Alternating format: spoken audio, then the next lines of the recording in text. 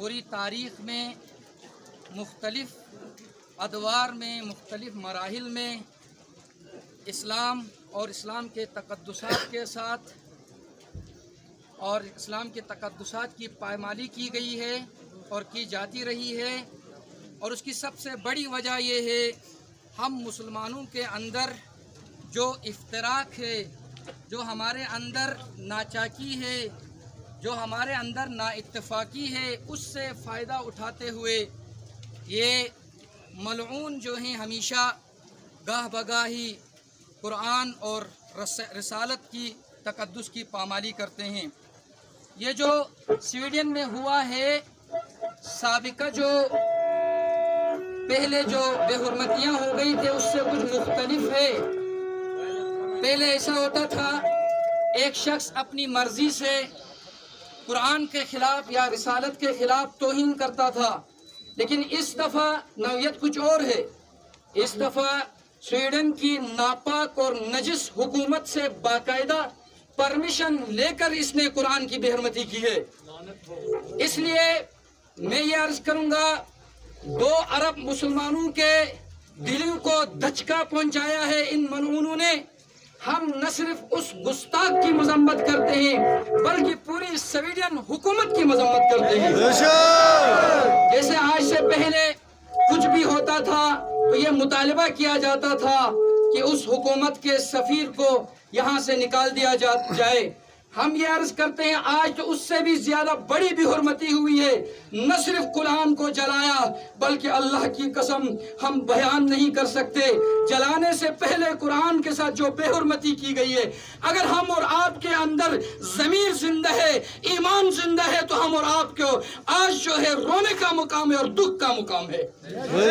ये जो इस अंदाज में बेहुरमती की गई है, आज जो अनोखे अंदाज में, आज ये हक बनता है, अगर पहले सुफरा को बदर नहीं किया था तो आज तो हर सूरत में इस सफीर को यहाँ मुल्क से बदर करना चाहिए।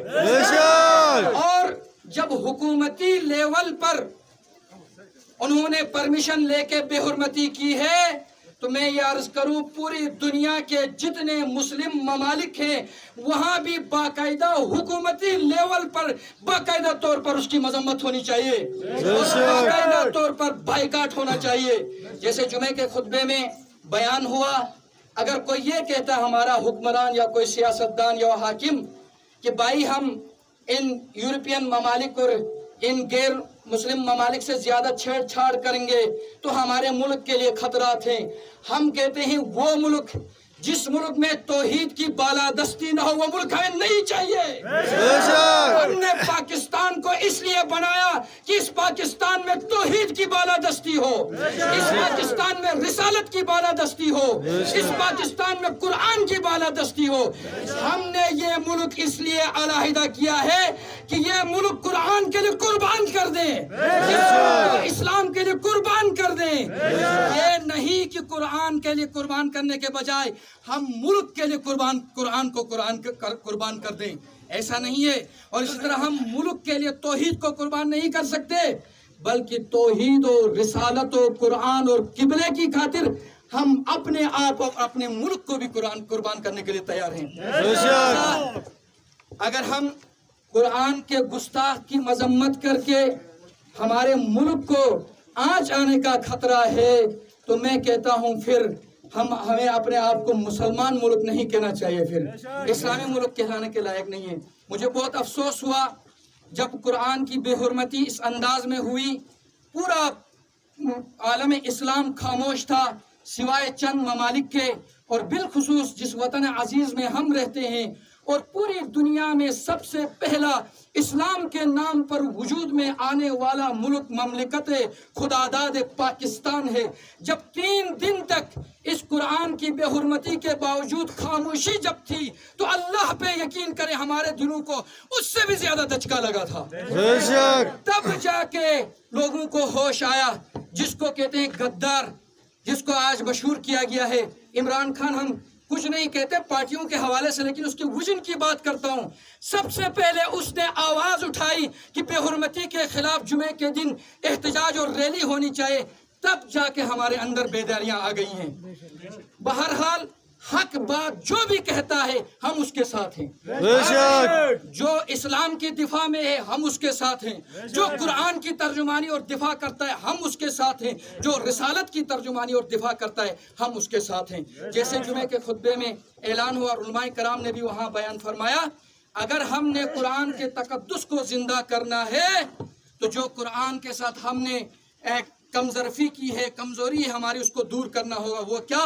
سب سے پہلے ہم اور آپ کو باقاعدہ طریقے سے قرآن پڑھنا آئے، اس کے بعد قرآن ہم اور آپ کو سمجھنا آنا چاہیے۔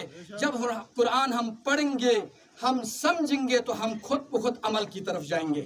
آج بغیر قرآن کے جو دستور حیات ہے، ہماری زندگی کا دستور ہے قرآن، اس کے بغیر ہم زندگی جو دنیا میں زندگی گزارتے ہیں، نہ دنیا کی زندگی کا فائدہ ہے تو نہ آخرت کی۔ یہ دستور اللہ نے ہم اور آپ کو دیا ہے، لہٰذا ہماری زندگی جب زندگی قرآنی زندگی ہوگی تو اس گستاخ کے منہ میں خود ایک بہت بڑا تمانچہ ہوگا۔ نہ صرف اس گستاخ کے بلکہ دنیا میں جتنی ایسی حکومتیں جو قرآن کے خلاف ہیں، ان حکومتوں کے منہ میں ایک بہت بڑا تمانچہ ہوگا جب ہم قرآنی زندگی گزارنا شروع کریں گے۔ لہٰذا اس عظیم مجمع میں ہم جو ہے آپ کی نیابت میں گستاخ قرآن کی ہم پرزور مذمت کرتے ہیں، اور سویڈین حکومت کی بھرپور ہم مذمت کرتے ہیں، اور ہم نہ صرف سویڈین حکومت سے پوری عالم کے جو حقوق کا نام لے کے علمبردار اپنے آپ کو کہتے ہیں، ان سے یہ مطالبہ کرتے ہیں کہ آج ہمارے دلوں کو ٹھیس پہنچا ہے،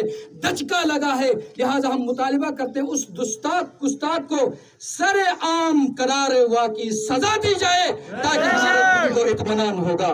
والسلام علیکم ورحمۃ اللہ وبرکاتہ۔ مرداباد امریکہ، مرداباد مرداباد مرداباد۔